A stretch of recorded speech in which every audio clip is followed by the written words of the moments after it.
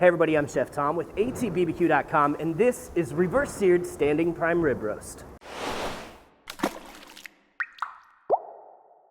That's right, today we are cooking up a bone-in prime rib roast using one of my favorite methods for this cut of meat, the reverse sear, which simply means we're gonna be smoking it for a couple, 2-3 hours before we finish it with a high heat sear over cast iron with a little bit of beef tallow. So you get all that smokiness, all that crustiness on the outside, that seared flavor.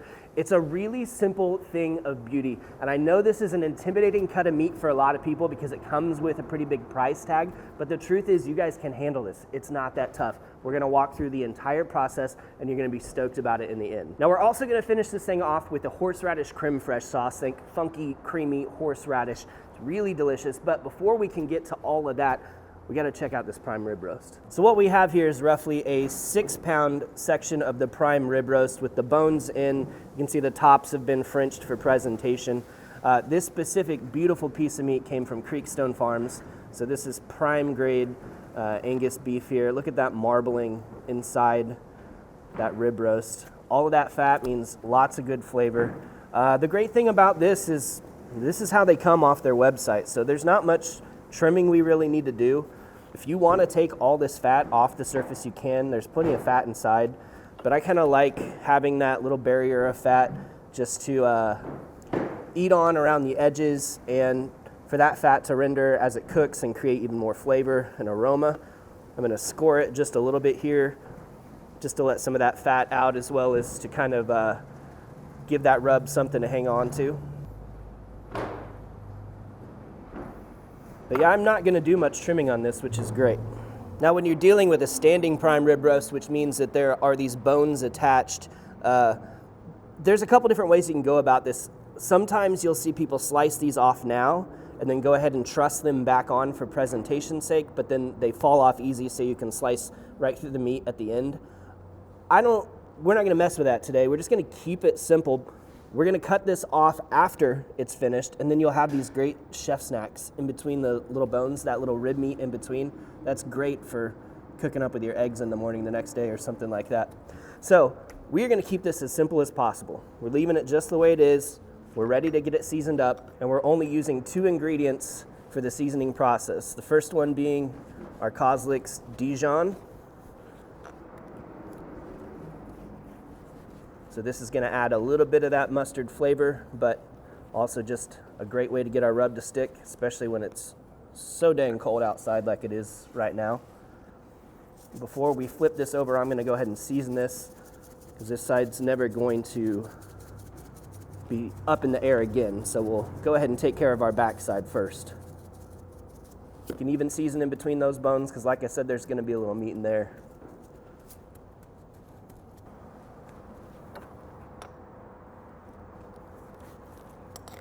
And we'll get the ends as well. Big piece of meat so you can have a generous amount of seasoning, but you don't want to cake it on because we're not trying to create a barrier, we're just trying to create a little flavor. Now for that second portion of our seasoning here, we're talking about the Cattleman's Grill Lone Star Brisket Rub.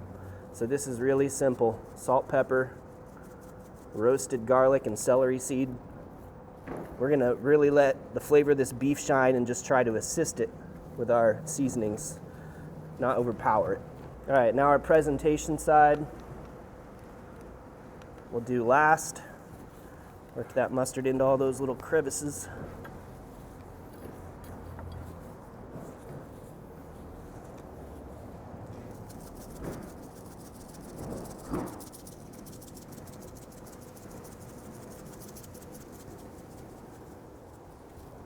All right, let's just let that set up there for the next 5 minutes or so until it's well attached to the meat.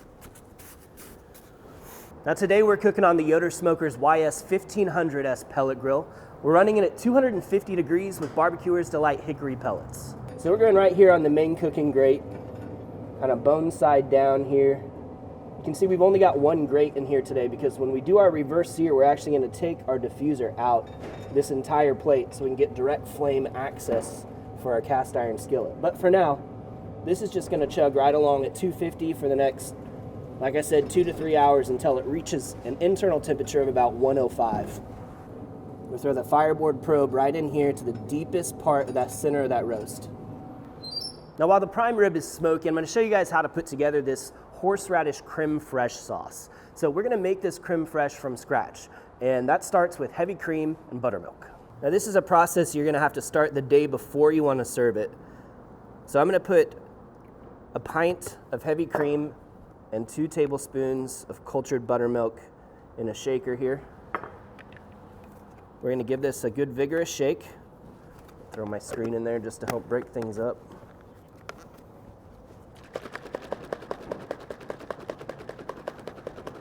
I usually count to about 10 to 15 seconds when I'm doing this. And that is it for now. But this thing has to sit for about 24 hours while it thickens up. And it's going to turn into, well, I'll show you here in just a moment because I started one yesterday. But essentially that buttermilk and those cultures start to work with the heavy cream, thicken everything and turn it really creamy, like a sour cream kind of mixture. So you want to stick this somewhere in your kitchen that's relatively warm. I like to use a plastic container to do this. And you can see what that turns into overnight is this creamy creme fraiche consistency. And from here we can go on to season this however we like. I mean, endless possibilities here. But we are going to do mainly horseradish as our big flavor. So I'm just going to give this a good stir with my fork here. We'll start adding in our seasonings. The first one, 1/4 cup of prepared horseradish. Now, I've tried a lot of different types of horseradish, and some are better than others. Once you find one you like, stick to it. Actually don't. Keep trying new ones. You always want to find out what's out there. So we'll mix that in. We're also going to do a tablespoon of that same rub that we put on our prime rib, the Lone Star brisket rub, and 1 tablespoon of our pit fire hot sauce. Fairly mild hot sauce, just there for the tang mostly. And I've got 1 clove of garlic. I'm going to break this down super fine on the microplane so it just melts right in there. So raw garlic, so you kind of get that like almost spiciness like you get with horseradish, but broken down so fine that it just melts right in so you never bite into a big chunk of raw garlic. And finally, we want about 1 tablespoon of minced chives.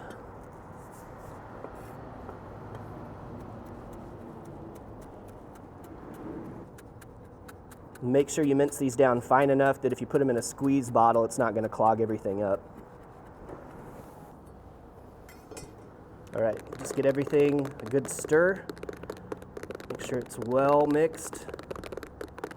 And then you can stick this in the fridge. It's good for a week. Obviously, we made quite a bit. You can cut this recipe in half if you want to. But I have a feeling you're going to see this pop up in another recipe video soon. There's certainly other uses for it. We're looking at about 2 hours and 15 minutes into this smoke. Our internal temperatures come up to about 105, 107, right there in that range. Now this looks good, but it really doesn't have all the texture that we need it to have yet, so we're going to finish it with a high heat sear. In the meantime, let's take this thing off and cover it. I don't want to lose too much temperature while the grill comes up to temp. So to go full direct with this, I want to remove this entire side of the diffuser. Now I've got direct access to that flame, and we're going to crank the temperature all the way up to 500. Also going to get our 12-inch cast iron skillet right over the flame to preheat and close the door up while it comes up to temp. Well, after about 10 minutes, our skillet's temping at like 550 right in the center. I'm going to add, probably 3 to 4 tablespoons. I'd say 3 tablespoons of beef tallow to the skillet to finish off this sear. I'll lay that prime rib right in the hot cast iron. We'll do that presentation side first. So we're rendering down a lot of that fat that's on that presentation side, the fat cap side. You can see the browning we're getting there. It's starting to pull back. We're gonna give it a flip now, get a little color on that bottom side, and we'll stand it up on end to get this edge right here to finish it off. But we're getting pretty close on our internal temperature. I mean, 120 to 125 is gonna be pretty ideal. So, no more closing the lid. We'll keep it wide open just enough to get some color on here. Well, we've got great color all over this thing now. Oh yeah, look at that browning on the bottom. Rendered out all that beef fat from the surface and got this crispy skin, or fat I should say, not skin. So 121 is what we're at on the internal. Let's go ahead and pull this off and let it rest before we slice into it. But this guy's been resting for about 45 minutes now. Let's go ahead and slice into it. So first thing we're gonna do with standing prime rib roast, like we talked about earlier, is we're gonna take those bones off. So we just wanna take our slicer, follow those bones, and then we'll follow these back to the side here. Now if I leave a little meat behind, I'm not worried about it, because I already told you guys, these are great little snacks. You can pick the meat right off of there. You can throw it in the skillet with your eggs in the morning, whatever you like to do. But now our focus switches to the prime rib roast itself.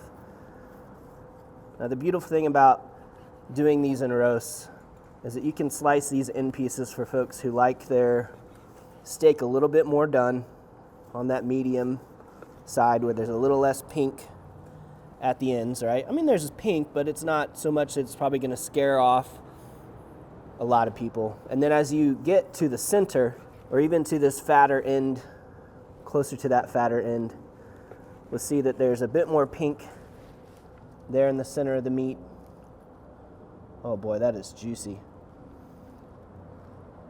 We're looking for that kind of medium rare doneness is my ideal liking. Let's go ahead and get a little taste of that. I'm gonna steal a bit of this spinalis because that's my favorite bite.